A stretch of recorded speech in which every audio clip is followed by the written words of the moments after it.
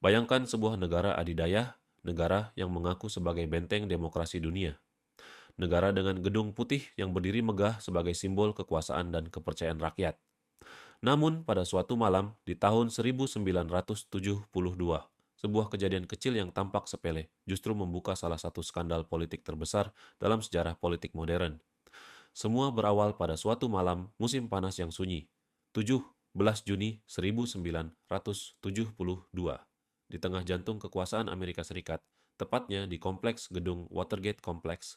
5 pria diam-diam menyelinap masuk ke kantor Democratic National Committee. Mereka bukan pencuri biasa. Mereka membawa kamera mini, alat penyadap telepon, dan sarung tangan karet. Malam itu, sebuah operasi rahasia sedang berlangsung. Sebuah operasi yang pada awalnya tampak kecil, namun kelak akan menjelma menjadi skandal politik terbesar dalam sejarah Amerika modern. Tidak ada yang menyangka bahwa aksi penyusupan sederhana ini akan menggulingkan seorang presiden Amerika Serikat. Presiden itu adalah Richard Nixon. Sekitar pukul 2 dini hari, petugas keamanan gedung melihat sesuatu yang mencurigakan. Sebuah pita perekat ditempelkan pada kunci pintu untuk mencegahnya terkunci. Ia mencabutnya. Namun ketika kembali beberapa saat kemudian, pita itu muncul lagi. Petugas pun curiga. Ia segera memanggil polisi. Beberapa menit kemudian, polisi Washington memasuki gedung itu secara diam-diam. Di dalam kantor Partai Demokrat, mereka menemukan 5 orang pria sedang membongkar laci, memotret dokumen rahasia, dan memasang alat penyadap. Kelima orang itu langsung ditangkap, tampaknya seperti kasus pencurian biasa. Namun polisi segera menemukan sesuatu yang mengejutkan. Salah satu pelaku memiliki uang tunai ratusan dolar yang nomor serinya berhubungan dengan dana kampanye Presiden Nixon. Saat itulah benih skandal mulai tumbuh. Kasus ini mulai diselidiki oleh 2 jurnalis dari The Washington Post. Mereka adalah Bob Woodward dan Carl Bernstein. Awalnya, berita ini hanya tampak seperti cerita kriminal kecil, namun Woodward dan Bernstein tidak berhenti menggali. Mereka menemukan hubungan antara para pelaku dengan sebuah organisasi misterius bernama Committee to Re-elect the President. Organisasi ini dikenal dengan singkatan yang ironis, CREEP. Tugas organisasi ini sederhana, memastikan Richard Nixon menang telak dalam pemilu 1972. Namun metode yang mereka gunakan jauh dari kata bersih. Penyadapan, spionase politik, operasi rahasia terhadap lawan politik. Dalam penyelidikan tersebut, Woodward disebutkan memiliki seorang sumber rahasia yang misterius. Seorang informan yang hanya dikenal dengan satu nama, Deep Throat. Bertahun-tahun kemudian, dunia akhirnya mengetahui bahwa sosok itu adalah Mark Felt, seorang pejabat tinggi di Federal Bureau of Investigation. Dalam pertemuan-pertemuan rahasia di parkiran gelap Washington, Deep Throat memberi petunjuk penting. Kalimatnya yang terkenal sederhana namun menghantam seperti petir. Follow the money. Ikuti aliran uang, dan yang benar saja. Ketika para jurnalis mengikuti jejak uang tersebut, mereka menemukan jaringan kotor yang mengarah semakin dekat ke Gedung Putih.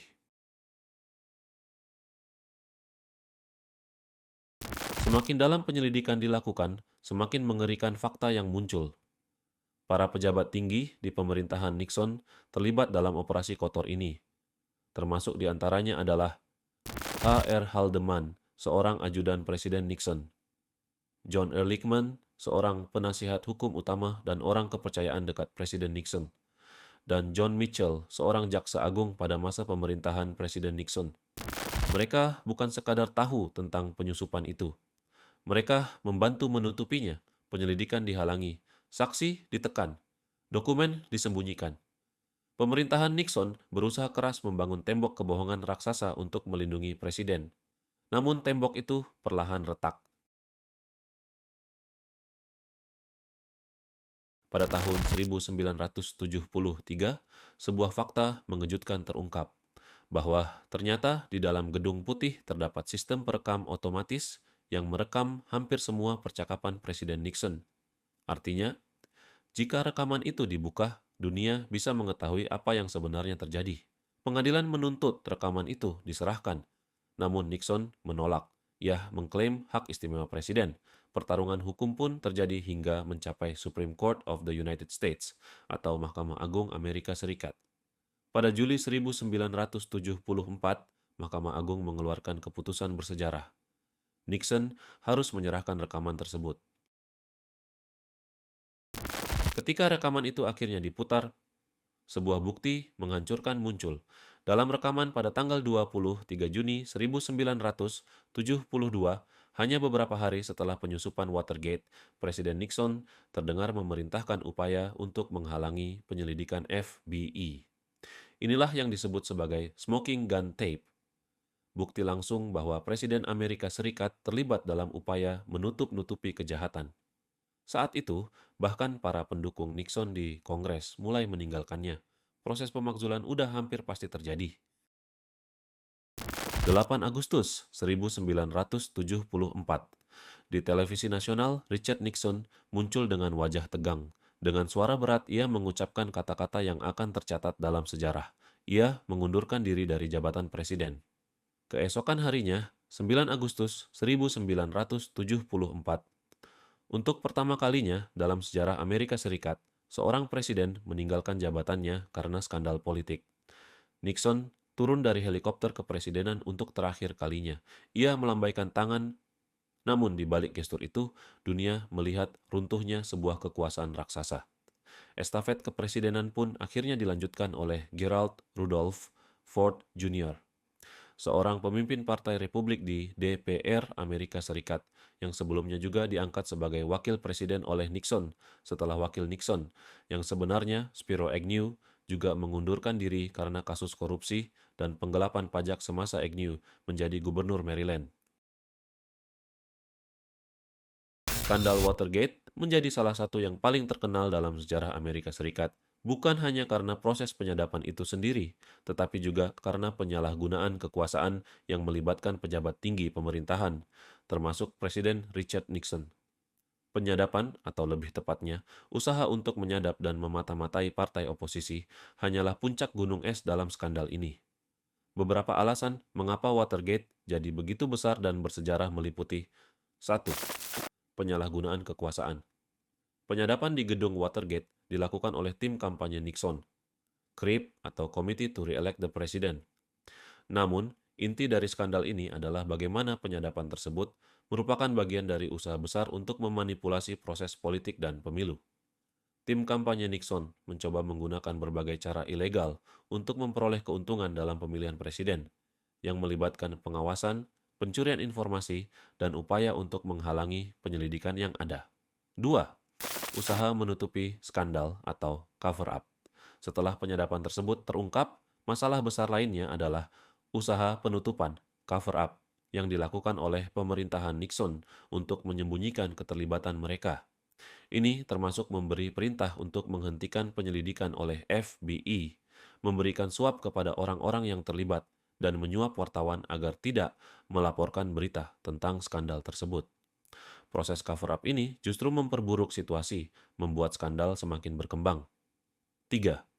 Penyelidikan dan pengungkapan. Skandal Watergate semakin menjadi perhatian publik karena investigasi yang dilakukan oleh media, terutama oleh dua jurnalis dari The Washington Post, Bob Woodward dan Carl Bernstein.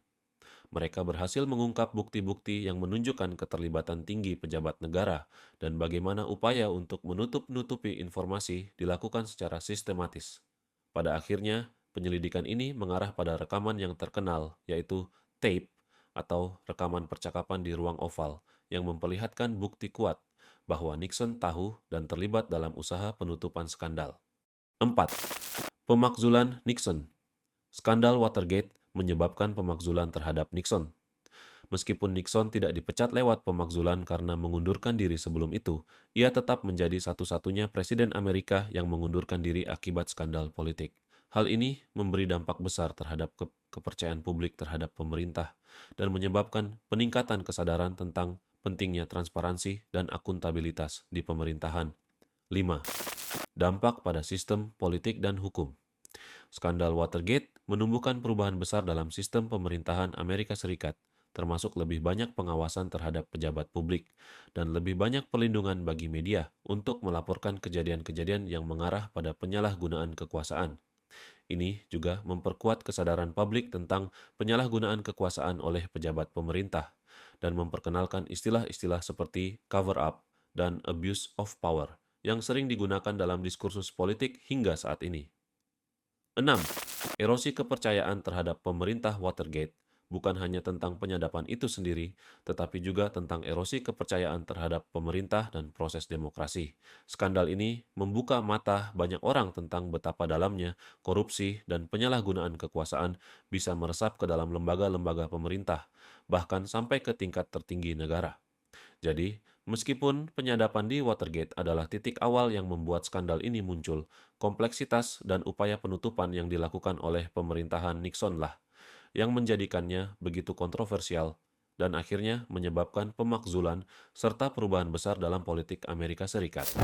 Singkatnya, Watergate menjadi skandal besar bukan hanya karena proses penyadapannya, tapi lebih kepada apa yang terjadi setelahnya, yaitu upaya untuk menutupi penyalahgunaan kekuasaan oleh pemerintahan yang berkuasa.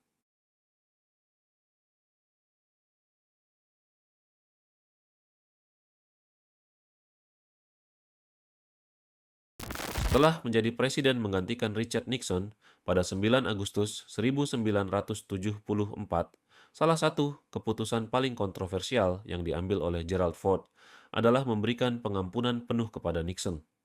Keputusan ini terjadi hanya sekitar 1 bulan setelah Nixon mundur.